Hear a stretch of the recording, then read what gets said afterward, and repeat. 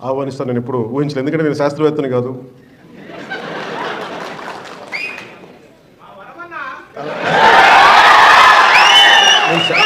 నేను శాస్త్రవేత్తని కాదు.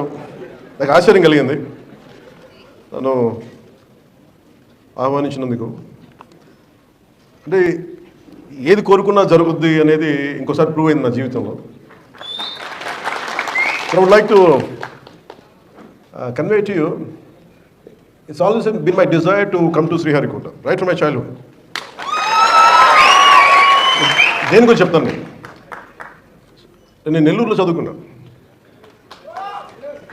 అంటే మాకు అంటే ఆ రోజు అంటే నేను వచ్చిన కొత్తలో ఎలా ఉండదంటే ఒక 3-4 years అయింది అనుకుంటా, 5 years అయింది ఆర్యభట్ట శాటిలైట్ లాంచ్ చేసి. So it was brimming with energy. అంటే ఒక సైంటిఫిక్ ఒక జోష్ ఉండేది స్కూల్స్లో, మా టీచర్స్ అలా చెప్పేవారు. సో నాకు కొంచెం ఆ సైంటిఫిక్ ఇంట్రెస్ట్ ఉండేది, క్యూరియాసిటీ, సైంటిఫిక్ క్యూరియాసిటీ. సో ఇలా ఆలోచిస్తున్నప్పుడు నన్ను మా టీచర్ ఏం చేసిందంటే, నేను ఎక్కువ అడుగుతూ ఉండేవాడిని టీచర్ని, ఇదేంటి అదేంటి ఎక్కువ అడుగుతూ ఉంటే ఆవిడ విసుగొచ్చి నన్ను, నేనే ఉన్నదేమో 6th లోనో 7th లోనో, ఆవిడ నా ప్రశ్నలకు విసుగొచ్చేసి ఒక పని చేసి నీకు రైట్ పనిష్మెంట్ అని చెప్పి నన్ను ఆర్యభట్ట సైన్స్ క్లబ్కి ప్రెసిడెంట్గా చేసి పెట్టాను.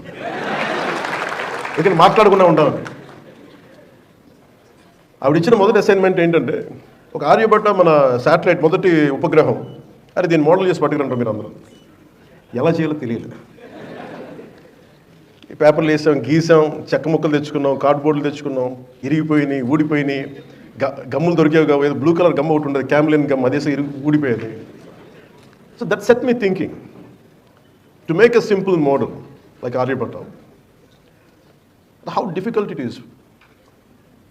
Then how come our scientists are able to make it, launch it in orbit? అది మొదటి ప్రశ్న. That's how I have a great reverence for our scientists. మన శాస్త్రవేత్తల మీద ఆ వయసులో చిన్న మోడల్ తయారు చేయడానికి ఇబ్బంది పడిపోయాం, కష్టపడ్డాం. ఆఖరికి మా టీచర్కి చిన్న అది కొంచెం దాదాపుగా అది ఆర్యభట్ట శాటిలైట్ లాగా ఉందా లేదా అనేది ఉండేది. కొంచెం ఇట్లా వంకరగా ఉన్న అది ఇచ్చాం ఫైనల్. అది నేను సాధించిన